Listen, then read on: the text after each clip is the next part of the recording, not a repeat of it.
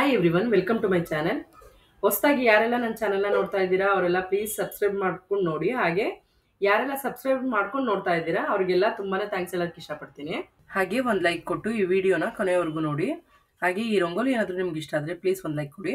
ಇವತ್ತಿನ ಟಾಪಿಕ್ನಲ್ಲಿ ನಾನು time management ಬಗ್ಗೆ ಮಾತಾಡ್ತಾ ಇದ್ದೀನಿ. ಹಾಗೆ ನಮ್ಮ ಮನೇಲಿ ಮಕ್ಳುಗಳಿಗೆ, ಅಣ್ಣ ತಮ್ಮದಿರಿಗೆ ನಾವು ರಾಖಿ ಕಟ್ಟಿಸಿದ್ದು ಹೆಣ್ಮಕ್ಳುಗಳು. ಹಾಗೆ ನಾವು ಅಕ್ಕ ತಂಗಿರು ನಮ್ಮ ತಮ್ಮನಿಗೆ ಅಣ್ಣನಿಗೆ ರಾಖಿ ಕಟ್ಟಿದ್ದು. ಆ ವಿಡಿಯೋನ ಇಲ್ಲಿ ನಿಮ್ಮ ಜೊತೆ ಶೇರ್ ಮಾಡ್ಕೋತಾ ನಾನು ನನ್ನ ಟಾಪಿಕ್ ಬಗ್ಗೆ ಹೇಳ್ತಾ ಹೋಗ್ತೀನಿ.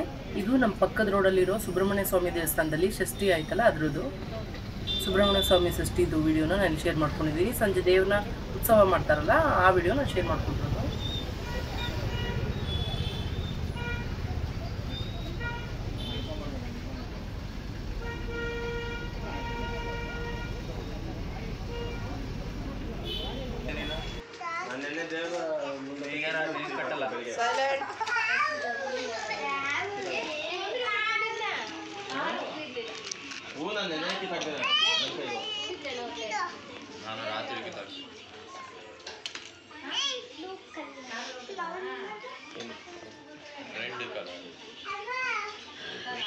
ಕಾಲೇಜಲ್ಲಿ ಬೈತಾರ, ಇರ್ಲಿ ಬಿಡು, ತೆಗಿಬಿಡ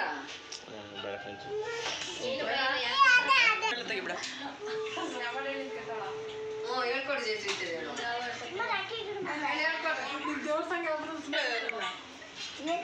ಅತ್ತೆ ಜೊತೆ ಹೇಳು, ದೊಡ್ಡ ಅತ್ತೆ ಜೊತೆ ಹೇಳ್ತಾಳೆ. ಆಗುತ್ತಿಲ್ಲ, ಹೇಳಿ, ನೀನು ಹೇಳಲ್ಲ, ನಿನ್ನ ಜೊತೆ ನಾನು ಬರ್ತೀನಿ. ಸ್ಟಾರ್ಟ್ ಮಾಡಿ ಒಂಚೂರು ಆಗ ಸೇರ್ಸು, ನಿಮ್ದು ಅತ್ತೆ ಸೇರ್ಸು. ಅಣ್ಣ ನಮ್ಮೋನಾದರೂ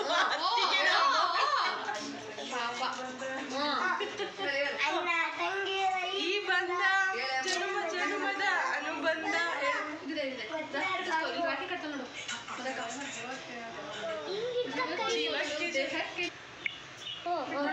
ಸಾಕು ಸಾಕು ಸಾಕು, ಒಂದು ಪೀಸ್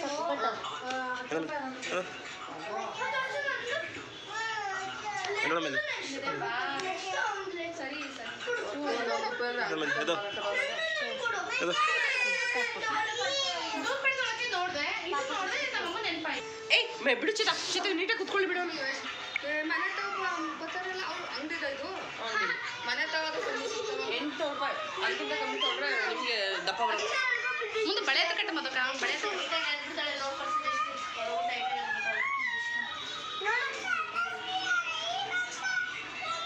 ಸರಿ ಕೊಟ್ಟು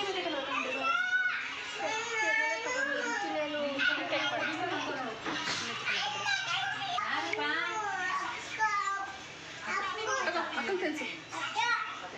ಮಧು ಕೊಡು, ಮಧುಬಾಯಿ ಕೊಡು, ಮಧುಬಾಯಿ ಕೊಡು. ಗಣೇಶನ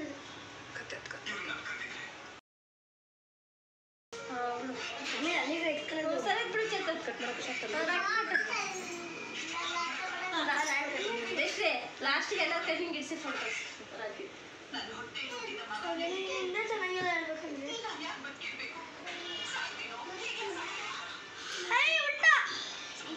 ಇಲ್ಲ ಚಿತ್ತು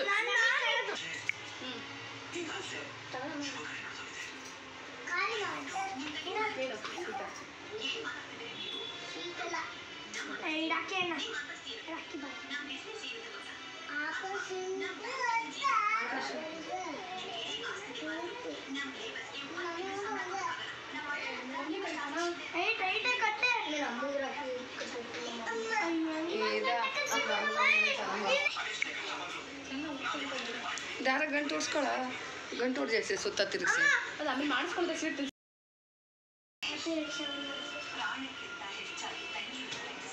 ಸ್ವೀಟ್ ಮದಕಂ ಕೆಲಸ.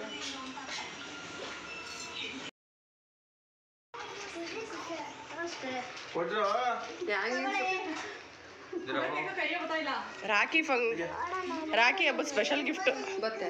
ಸ್ಪೆಷಲ್ ಅಲ್ಲ, ಉಲ್ಟಾ ತೆಗಿತಾಳೆ. ತಗದೆ ಬಿಟ್ಲು. ಒಳಗೊಂದು ಪೇಪರು, ಒಳಗೊಂದು ಪೇಪರು.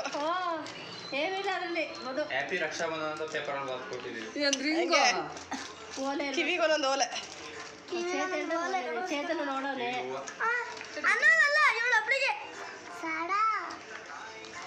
ಏನಿದು? ಪೆಳ್ಳಿ ಸರ.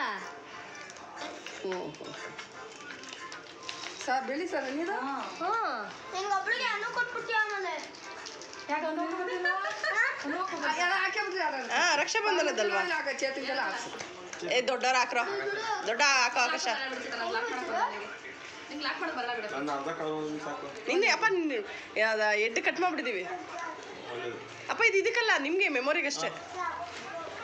ತೆಗಿಯಮ್ಮ 5 ವರ್ಷಕ್ಕೊಂದ್ಸಲ ಹಿಂಗೇನೋ ಸಣ್ಣದ ಗಿಫ್ಟ್ ಕೊಟ್ಬಿಟ್ಟು ಸುಮ್ಮನಾಗ್ರಿ.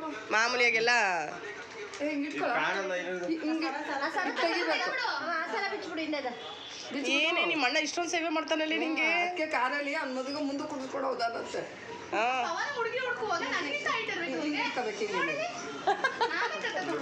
ಇಟ್ಕೊಳ್ಳಿ ಅಲ್ಲ ಇಟ್ಕೊಳ್ರ ಹಿಂಗೆ ಬೇಡ ಇಟ್ಕೊಳ್ಳಿ ಕತ್ತಿ ಪಟ್ಟಿ ಹಿಡ್ದಂಗೆ.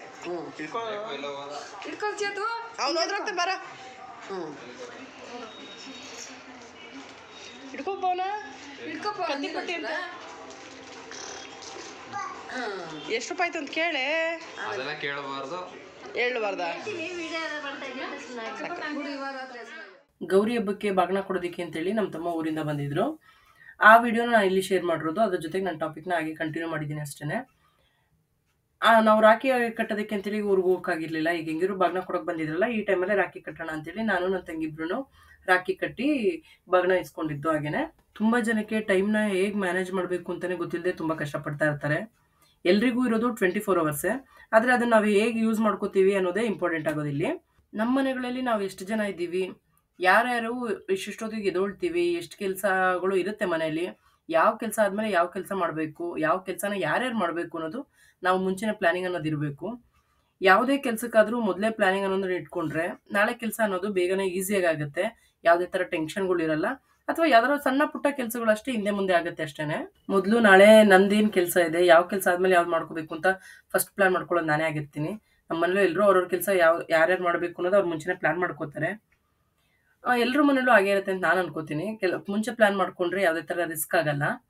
ಲೇಡೀಸ್ ಯಾವಾಗಲೂ ರಾತ್ರಿ ಹೊತ್ತೇ ಸಿಂಕಲ್ಲಿರುವಂಥ ಪಾತ್ರೆಗಳನ್ನೆಲ್ಲ ತೊಳೆದು ಕ್ಲೀನ್ ಮಾಡಿಕೊಂಡು ಸಿಂಕ್ನ ಒಂದ್ಸಲ ಕ್ಲೀನ್ ಮಾಡಿಬಿಟ್ಬಿಟ್ರೆ ಸಿಂಕು ಕೂಡ ಗಲೀಜಾಗಲ್ಲ, ಈ ಜಿರಳೆಗಳು ಬರುವಂಥ ಕೆಲಸಗಳು ಇರಲ್ಲ, ಮನೆ ಕೂಡ ನೀಟಾಗಿರುತ್ತೆ. ಹಾಗೆ ಕಿಚನ್ ಒಂದ್ಸಲ ನೀಟಾಗಿ ಕ್ಲೀನ್ ಮಾಡಿಬಿಟ್ಬಿಡೋದು, ಆ ಥರ ಎಲ್ಲ ಕ್ಲೀನ್ ಮಾಡಿಬಿಟ್ರೆ ಬೆಳಿಗ್ಗೆ ಎದ್ದ ತಕ್ಷಣ ತಿಂಡಿ ಮಾಡು, ಅಡುಗೆ ರೆಡಿ ಮಾಡು, ಮಕ್ಳಿಗೆ ರೆಡಿ ಮಾಡು, ಬಾಕ್ಸ್ ಕಟ್ಟು, ಈ ಥರ ಕೆಲಸಗಳನ್ನ ಬೇಗ ಬೇಗ ಮಾಡ್ಕೋಬೋದು.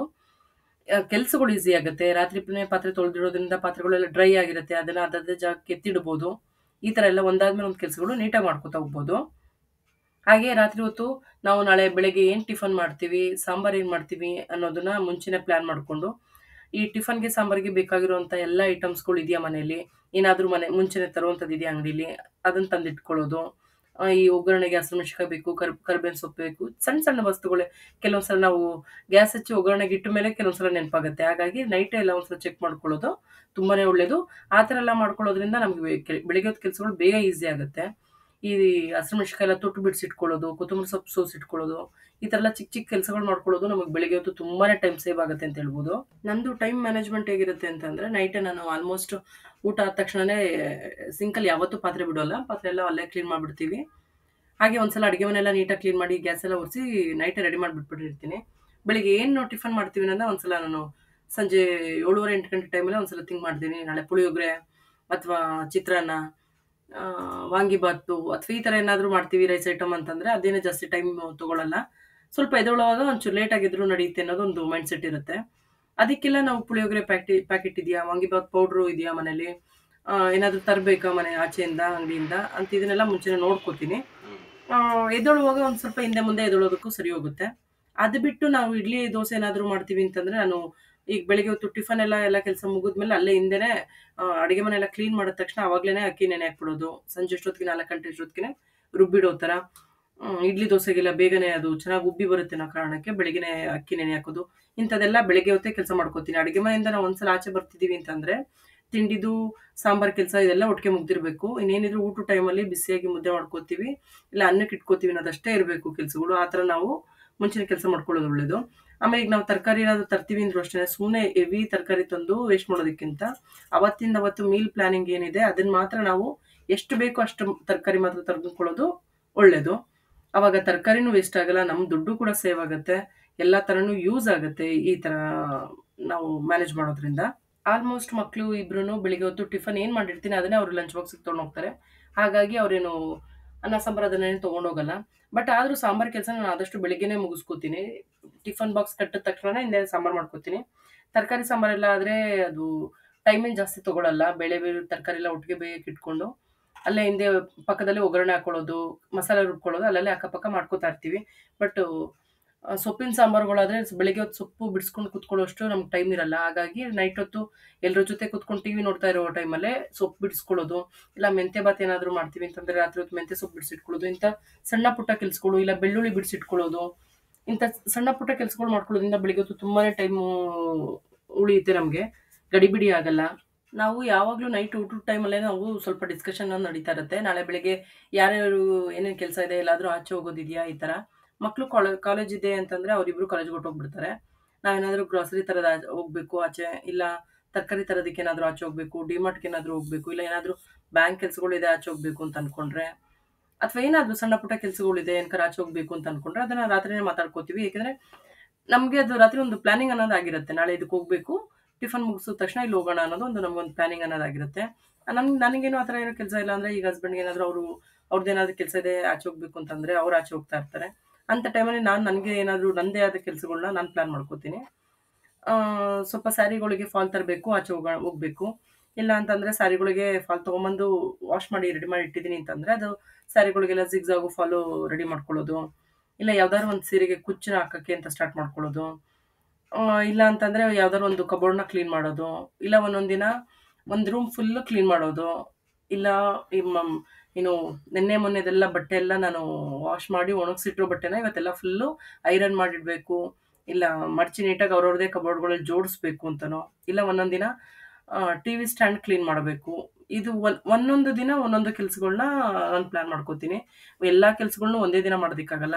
ಈ ನಾವು ಪ್ಲ್ಯಾನಿಂಗ್ ಮಾಡ್ಕೊಳ್ಳೋದ್ರಿಂದ ಹೆಂಗಾಗತ್ತೆ ಅಂತಂದರೆ, ನಾವೀಗ ಒಂದು 10 ಕೆಲಸ ಪ್ಲ್ಯಾನ್ ಮಾಡ್ಕೊಂಡಿದ್ದೀವಿ ಅಂತಂದರೆ 10 ಕೆಲಸದಲ್ಲಿ ನಾವು ಎಲ್ಲ ಕೆಲಸನೂ ಪೂರ್ತಿ ಕಂಪ್ಲೀಟ್ ಮಾಡೋಕ್ಕಾಗಲ್ಲ. ಕೊನೆ ಪಕ್ಷ ನಾವು ಒಂದು 7 ಕೆಲಸ ಅಂತೂ ಕಂಪ್ಲೀಟ್ ಮಾಡ್ಬೋದು. ಅದರಲ್ಲಿ ನಾವು ಯಾವ ಕೆಲಸ ಇಂಪಾರ್ಟೆಂಟ್ ಇದೆ, ಯಾವ ಕೆಲಸ ನಾಳೆ ಆಗಲೇಬೇಕಾಗಿದೆ ಅಂಥ ಕೆಲಸಗಳನ್ನ ಫಸ್ಟು ಪ್ರಿಫರೆನ್ಸ್ ಇಟ್ಕೋಬೇಕು. ಈ ತಿಂಡಿ ಅಡುಗೆ ಅನ್ನೋ ಕೆಲಸಗಳು ಕಂಪಲ್ಸರಿ ಡೈಲಿ ನಡೆಯುವಂಥ ರುಟೀನ್ಗಳು, ಇದನ್ನ ಯಾವುದನ್ನು ಮಿಸ್ ಮಾಡೋಕ್ಕಾಗಲ್ಲ. ಇದ್ರ ಜೊತೆಗೆ ನಮ್ಮ ಸಣ್ಣ ಪುಟ್ಟ ಕೆಲಸಗಳು ಮಾಡಿಕೊಂಡು ಒಂದು ಕೆಲಸ ಯಾವುದನ್ನಾದ್ರೂ ನಾಳೆ ಪೋಸ್ಟ್ಪೋನ್ ಮಾಡ್ಬೋದು ಅದನ್ನು ನೆಕ್ಸ್ಟ್ ಡೇಗೆ ಪ್ಲ್ಯಾನ್ ಮಾಡ್ಕೊಳ್ಳೋದು. ಈ ಥರ ಮಾಡ್ಕೊಳ್ಳೋದ್ರಿಂದ ನಮಗೆ ಟೈಮ್ ಮ್ಯಾನೇಜ್ಮೆಂಟ್ ಅನ್ನೋದು ತುಂಬಾ ಚೆನ್ನಾಗಾಗುತ್ತೆ. ಇವತ್ತಿನ ವಿಡಿಯೋ ಏನಾದರೂ ನಿಮ್ಗೆ ಇಷ್ಟ ಆದರೆ ಪ್ಲೀಸ್ ಒಂದು ಲೈಕ್ ಕೊಟ್ಟು ಸಬ್ಸ್ಕ್ರೈಬ್ ಮಾಡ್ಕೊಂಡು ನೋಡಿ. ಹಾಗೆ ನಿಮ್ಮ ಫ್ರೆಂಡ್ಸು ಫ್ಯಾಮಿಲಿ ಮೆಂಬರ್ಸ್ಗೂ ಕೂಡ ಶೇರ್ ಮಾಡಿ. Thank you for watching.